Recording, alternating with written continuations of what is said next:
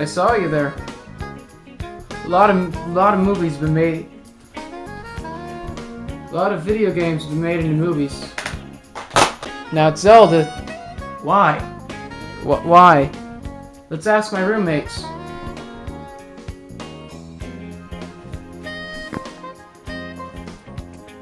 Hey, Colby. Hey, Chris.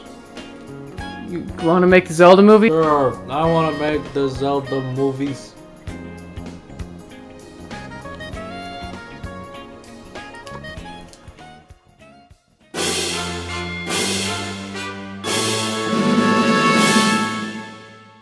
Now, there's been a lot of fan attempts at making Zelda movies, but most of them haven't worked very well. I think the best one in terms of quality is one that was actually done recently, which is like the Zelda Western, A Fistful of Rupees.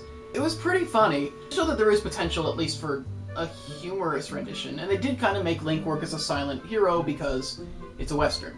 Probably the most well-known Zelda fan movie, though, is The Hero of Time. Oh, God. This one even I know about. Some people seem to think that Hero of Time was a great movie. I'm not one of those people. The fact that they managed to make an hour-and-a-half, like, feature-length movie with no budget was pretty intense. But, I mean, there's just those moments. You know what I'm talking about. The Goron. My name is Dorian. If you haven't guessed by now, I'm a Goron. The opening was actually pretty cool. Like, the opening scene was done pretty well. It was low budget, but the way they used lighting and everything showed that you can actually take the beginning of Ocarina of Time and make a cool-looking intro out of it. Then they started doing scenes, and you realize that it became so obvious that nobody involved really knew what they were doing.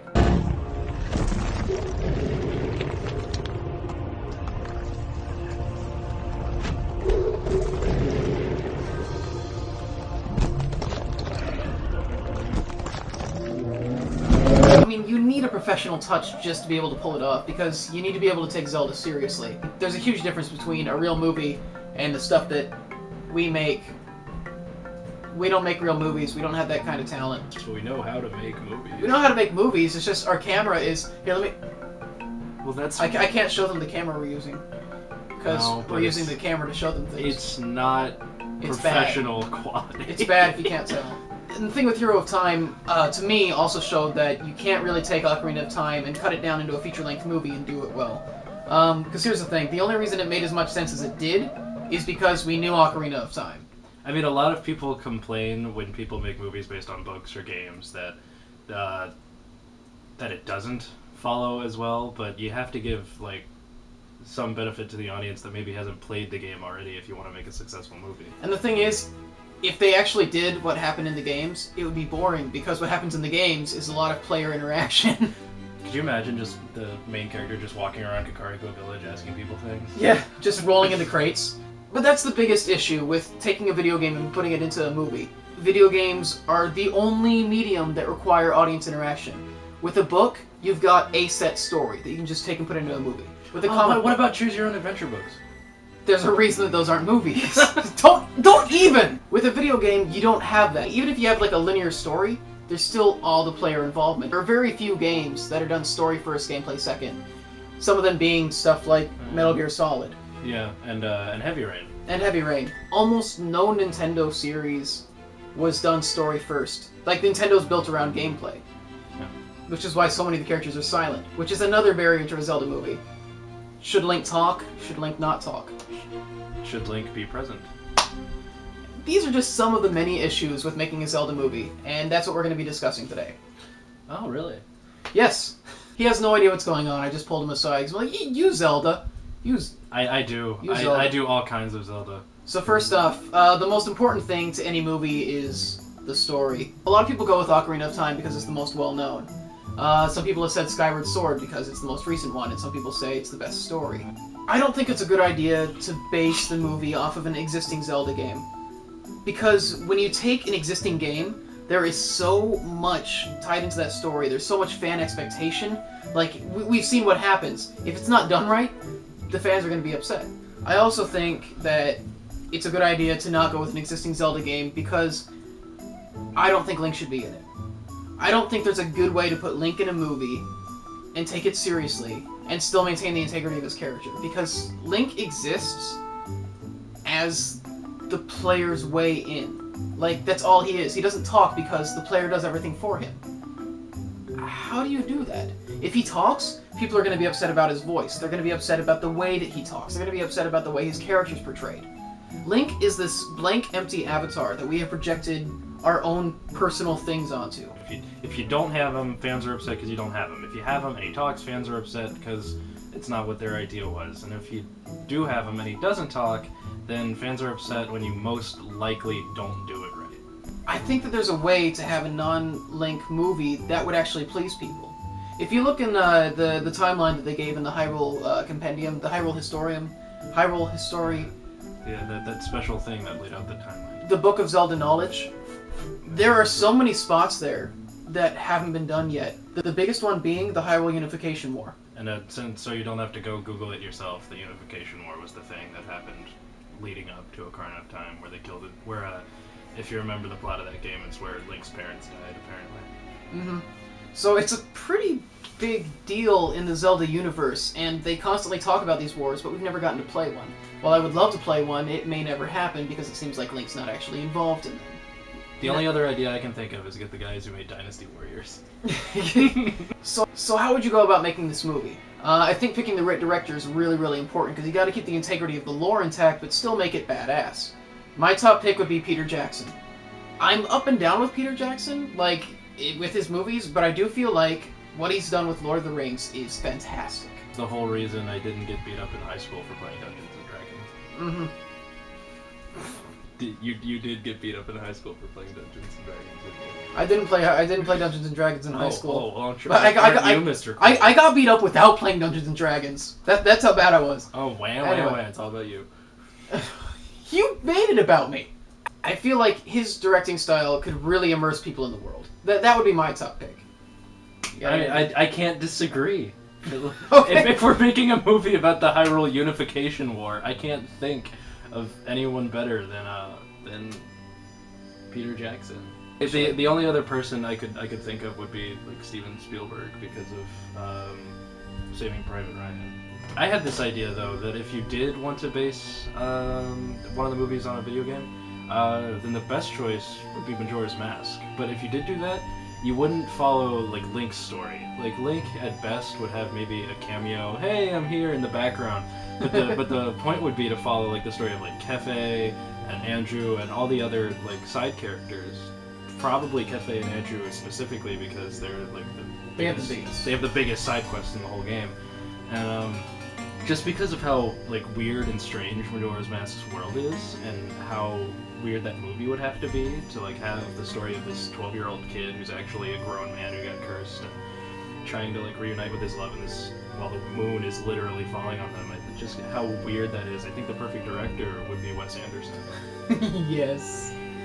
Wes Anderson would definitely be able to capture Clocktown and just all of Termina. So it'd be kind of like the opera, the Majora opera. You told me about that one. Yeah. I hadn't heard about this when I had this idea. I'm pretty sure most of them... Yeah, no, he came up with this by himself. Making an opera based on Majora's Mask as if Link never showed up, follows all the other characters. It seems really interesting. So casting the characters, who would you go with for Zelda? For Zelda? There's so many options. Like, you could have anybody from, like, Dakota Fanning to Reese Witherspoon. As long as they're blonde. even if they're not blonde. I mean, that's another thing about making a Zelda movie in general, is that the characters are so different in every single iteration of the games. You could really pick anyone. But if we went with the Unification War, even Zelda wouldn't be in the movie. She'd be an infant in that film. In that time period, Zelda would be an infant. How come we never see Zelda's mom? Is Zelda's mom another Zelda? I just realized you suggested Reese Witherspoon as a Zelda. It would work. She's a fine actress. Not every movie she has to do is Legally Blonde. I mean, it wouldn't be as bad as like Drew Barrymore. Who's gonna save our kingdom? I think she's hot and funny, but she's good for Zelda. Yeah, not good for Zelda. Actually, did you see Stardust when that came out like years ago? Was Drew Barrymore in that? No. I'm Oh, saying. the woman who played the star. What about the girl from Stardust? Yeah. Yeah, that, if I knew her name, that I don't know her that name. might be perfect. We're horrible actors. We don't know anybody. It was better than I thought it was going to be. It's not a perfect movie, but I thought it was gonna be... I thought it was going to be awful. I thought it was gonna be crap. My brother dragged me to it. He's like, I really want to see this movie. I'm like, I really want to get out of the house. I guess I'll go with you. And it was surprisingly funny.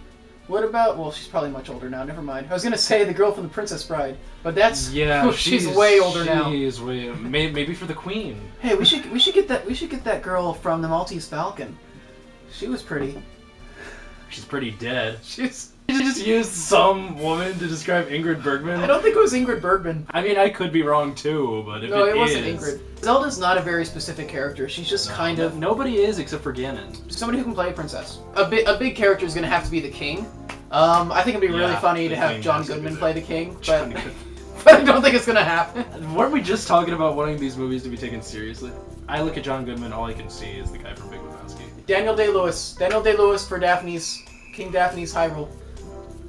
Daniel Day-Lewis can do anything. Anyway, yes, he can! So can you be more creative than that? Really, the cast is kind of simple. Yeah, when it comes to the actual actors. If you had to cast a child Link, who would you go with?